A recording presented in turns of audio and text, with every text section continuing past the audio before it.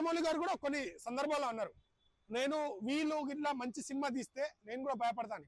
Concentrate చేసి మా cinema తీశారంటే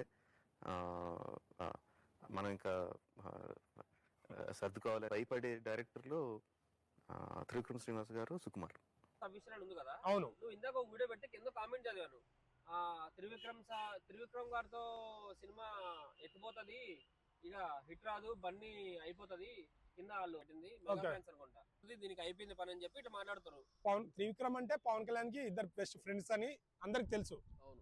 but ఎవరు ఎంత ఫ్రెండ్స్ అయినా ఒక డైరెక్షన్ అనేది తన దైవం.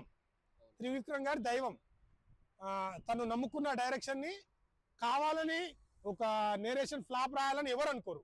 ఇప్పుడు అంతేందుకు అజ్ఞాతవాసి ఉంది, మరి కావాలని రాసిండు, అది తీసిండు. అంటే ఇప్పుడు సినిమా అనేది తీస్తారు, కొన్నిసార్లు సక్సెస్ అవుతుంది, కొన్నిసార్లు ఫెయిల్యూర్ అవుతుంది.